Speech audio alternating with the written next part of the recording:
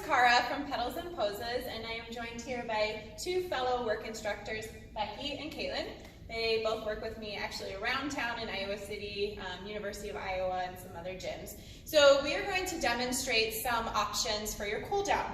WERQ wants you to have a dance component, a balance component, and then the yoga-inspired postures. So as a 200-hour yoga instructor, I want to give you some options for the cool down in case you're not familiar. So one thing that I always do in my cool down is Warrior 2. So they're going to go ahead and step out. So they're doing Warrior 2 on the right side.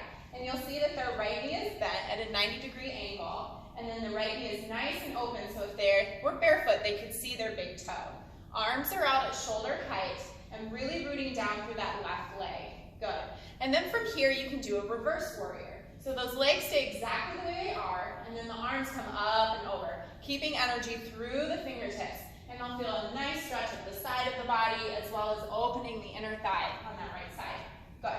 And then coming up from here, we're going to go into triangle. So extending that right leg, they're going to bump their hips to the left, reach to the right, and then tilt like a teapot, trying to stack those shoulders. So when you're doing this in your cool down, you really want to showcase that bumping the hips, reaching to the right to get everyone into the correct placement.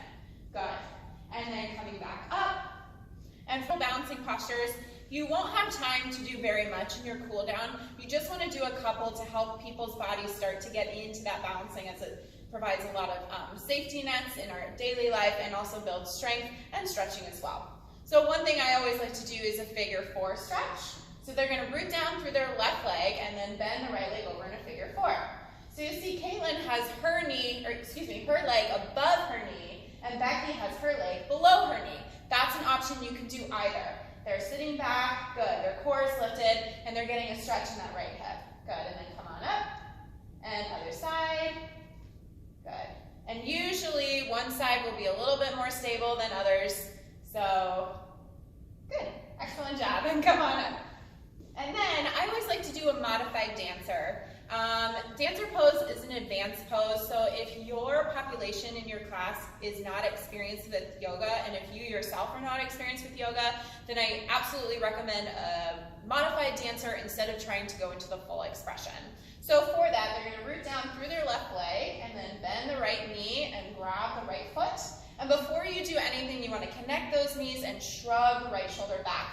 Left arm is extended at shoulder height, core is in, and they're squeezing their foot towards their glutes. Good, getting that quad stretch. And other side, good. Knees are connected. Nice. So this is dancer pose, it's just not the full expression, which is totally fine. And let that go. Good.